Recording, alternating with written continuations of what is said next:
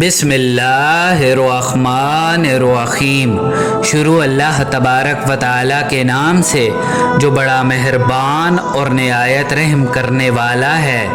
زمین خیبر کو یہ معلوم ہونا چاہیے کہ میری ماں نے میرا نام حیدر رکھا ہے، یعنی وہ شیر جو سب کو چیر کر رکھ دے۔ یہ سن کر ہی مرحب گھبرا گیا اور سوچنے لگا کہ میری ماں جو کہ قلعے کی سب سے بڑی نجومی تھی، اس نے کہا تھا کہ جو تجھے مارے گا اس کا نام حیدر ہوگا۔ تو کسی سے بھی لڑنا، کسی سے بھی جنگ کرنا، لیکن حیدر نامی شخص سے بالکل نہ لڑنا، ورنہ وہ تجھے قتل کر دے گا۔ پیارے دوستو، اس ویڈیو میں ہم اسلام کے اس عظیم سپاہی اور بہادر کے متعلق جانیں گے جن کا نام سن کر ہی ہر مسلمان کے خون میں روانی آ جاتی ہے، جنہیں تاریخ اسلام حیدر کرار، شیر خدا، امام علی ابن ابی طالب علیہ السلام کے نام سے جانتی ہے۔ آپ نے قلعہ خیبر کیسے فتح کیا اور اس جنگ میں آپ نے کس دلیری اور جواں مردی کا مظاہرہ کیا، اس ویڈیو میں ہم تفصیل سے اس کے متعلق جانیں گے۔ پیارے دوستو، خیبر مدینہ کے قریب ایک بڑی آبادی والا شہر تھا، جہاں یہودیوں نے کئی مضبوط قلعے بنا رکھے تھے اور یہ نہایت ہی زرخیز علاقہ تھا۔ عرب کی سرزمین میں یہ علاقہ یہودیوں کا سب سے بڑا مرکز تھا۔ خیبر کے یہودی نہایت ہی بد عہد اور فریب کار تھے۔ وہ اکثر مسلمانوں کو نقصان پہنچاتے اور مسلمانوں کو تباہ و برباد کرنے کی سازشیں کیا کرتے تھے۔ یہ لوگ مسلمانوں کے تجارتی قافلوں کو خیبر کے علاقے سے گزرنے کی اجازت نہیں دیتے تھے تاکہ مسلمانوں کا مالی نقصان ہو، اور مختلف جنگوں میں بھی مشرکین کے ساتھ مل کر مسلمانوں کو بہت نقصان پہنچایا تھا۔ لہذا بحکم الہی صحابہ کا ایک لشکر مدینہ منورہ سے ذوالحجہ 4 ہجری کو روانہ ہوا۔ اس لشکر کے سپہ سالار خود رسول خدا صلی اللہ علیہ وآلہ وسلم تھے، اور اسلامی لشکر کی تعداد 1600 تھی، جن میں 1400 پیدل اور 200 گھڑ سوار تھے۔ پیارے دوستو، جب صحابہ کا یہ لشکر مدینہ سے روانہ ہوا تو وہاں پر موجود رئیس المنافقین عبداللہ بن ابی نے خیبر کے یہودیوں کو فوراً خبر کر دی کہ محمد لشکر سمیت تمہاری طرف آ رہے ہیں، لہذا چوکنے ہو جاؤ اور ڈرنا نہیں، کیونکہ تمہاری تعداد اور ساز و سامان زیادہ ہے اور محمد اور اس کے ساتھی بہت تھوڑے ہیں۔ لہذا خبر ملتے ہی خیبر والوں نے اس جنگ کے لیے تیاری شروع کر دی، اور جب اسلامی لشکر خیبر کے قریب پہنچا تو رسول خدا صلی اللہ علیہ وآلہ وسلم نے ایک مقام پر ٹھہر کر اللہ تبارک و تعالیٰ سے دعا کی، اور پھر ایک چھوٹا سا لشکر حملے کے لیے روانہ کر دیا، جس کے سپہ سالار حضرت ابو بکر صدیق رضی اللہ تعالیٰ عنہ کو بنایا۔ پیارے دوستو، یہودیوں کا سب سے بڑا قلعہ قموس تھا، جہاں یہودیوں نے اپنا تمام ساز و سامان، خوراک اور سپاہیوں کو جمع کر لیا تھا اور اس قلعے کے مضبوط دروازوں کو بند کر دیا تھا۔ مسلمانوں کا یہ لشکر جب قلعے کے قریب پہنچا تو قلعے کی اونچی فصیلوں سے تیر اندازوں نے تیروں کی بارش شروع کر دی، لہذا یہ لشکر ناکام واپس لوٹ آیا۔ اس کے بعد رسول خدا صلی اللہ علیہ وآلہ وسلم نے عمر ابن خطاب رضی اللہ تعالیٰ عنہ کو قلعے کی طرف امیر بنا کر بھیجا۔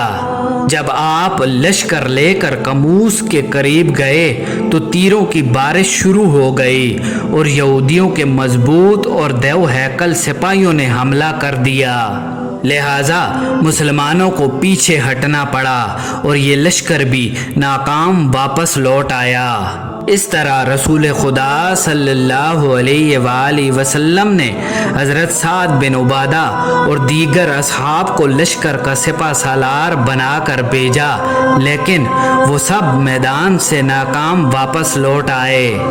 یہ دن رسول خدا صلی اللہ علیہ وآلہ وسلم اور آپ کے اصحاب کے لیے سخت آزمائش کا دن تھا۔ ہر طرف مایوسی اور اہل خیبر کا خوف چھایا ہوا تھا، لہذا رسول خدا صلی اللہ علیہ وآلہ وسلم خیمے سے باہر آئے اور اپنے اصحاب کو جمع کیا اور فرمانے لگے کہ کل میں اس شخص کو علم دوں گا جو اللہ تبارک و تعالی اور اس کے رسول سے محبت کرتا ہے، اور اللہ تبارک و تعالی اور اس کا رسول اس سے محبت کرتے ہیں، اور وہ شکست کھانے والا نہیں اور نہ ہی میدان سے بھاگنے والا ہے، اور اللہ تبارک و تعالی اس کے ہاتھوں سے فتح عطا کرے گا۔ پیارے دوستو، تمام صحابہ کی یہی خواہش تھی کہ اگلے دن وہ جھنڈا انہیں ملے، اور اسی طرح ساری رات صحابہ کرام بے چین رہے اور کسی کو نیند نہ آئی۔ سب یہی سوچ رہے تھے کہ کل صبح آخر وہ جھنڈا کس کو دیا جائے گا۔ حضرت عمر رضی اللہ تعالیٰ عنہ بیان کرتے ہیں کہ میں نے زندگی میں کبھی کسی چیز کی خواہش نہیں کی تھی سوائے اس کے کہ اس دن وہ جھنڈا مجھے مل جائے۔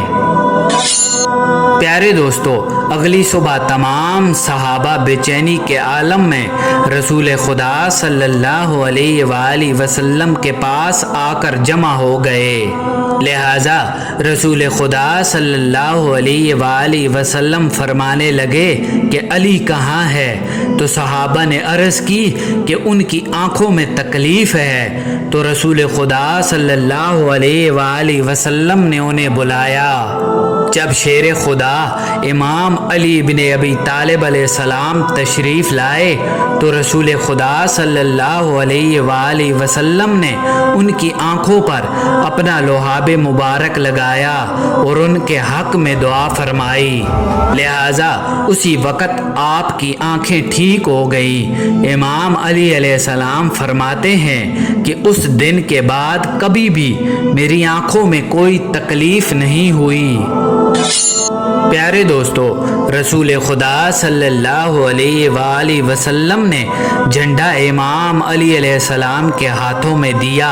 اور انہیں ہدایت فرمائی کہ پہلے دشمنوں کو اسلام کی طرف دعوت دینا اور انہیں اللہ تبارک و تعالیٰ کے حقوق سے آگاہ کرنا۔